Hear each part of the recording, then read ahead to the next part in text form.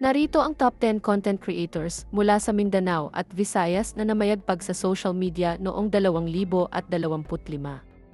Sila ay kilala sa kanilang natatanging talento, nakakatawang content, at pagmamalasakit sa lokal na kultura. Isa, Elias Yedhihi, Magpet, North Cotabato. Isang miyembro ng Obu Manuvu Tribe, si Elias Yedhihi ay sumikat sa kanyang mga nakakatawang performances at kakaibang stage presence.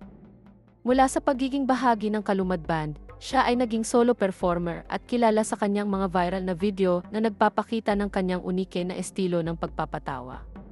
Kamakailan, naging usap-usapan ang biglaang pagtaas ng kanyang talent fee, na umabot sa 200,000 hanggang 450,000 depende sa lokasyon, matapos siyang magkaroon ng bagong manager. Bagamat ito ay nagdulot ng kontrobersya, lalo lamang nitong pinasikat si Elias sa social media. Dalawa, Davao Conyo, Davao City. Si Felipe Hernandez, kilala bilang Davao Conyo, ay isang TikTok star na kilala sa kanyang nakakatawang content na maihalong Tikonyo at Bisaya humor. Ang kanyang mga wig-wearing characters at relatable na skits ay patok sa mga manonood, kaya't siya ay naging paborito ng mga brand at followers sa buong bansa.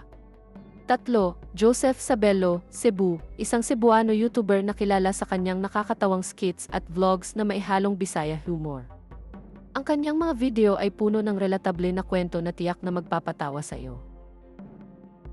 Apat, Kobigo, Cebu, ay isang TikTok influencer na kilala sa kanyang nakakatawang content na maihalong Bisaya humor. Ang kanyang mga video ay puno ng relatable na kwento na tiyak na magpapatawa sa iyo. 5. Bisaya Konyo Girl, Cebu, isang Cebu-based influencer na sumikat sa kanyang witty at sassy content na maihalong Bisaya at Konyo na estilo. Ang kanyang mga video ay nagpapakita ng kakaibang charm na kinagigiliwan ng marami. 6. Nana Silairo, Iloilo, isang Iloilo-based content creator na sumikat sa kanyang mga TikTok videos tungkol sa self-love at acceptance. Ang kanyang mga video ay nakakatawa at empowering, kaya't siya ay naging paborito ng marami. 7. T. Monterde, Cagayan de Oro. Isang singer-songwriter mula sa Cagayan de Oro na sumikat sa kanyang mga original compositions tulad ng Iikaw at Ako. Siya ay naging isa sa mga kilalang artist sa bansa. 8. Jinky D, Davao City.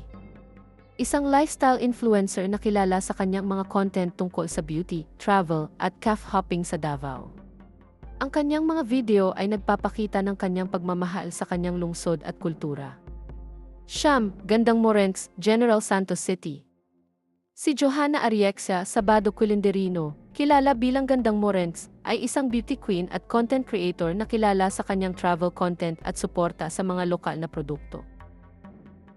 0. Arhamel Alfech, Davao del Sur.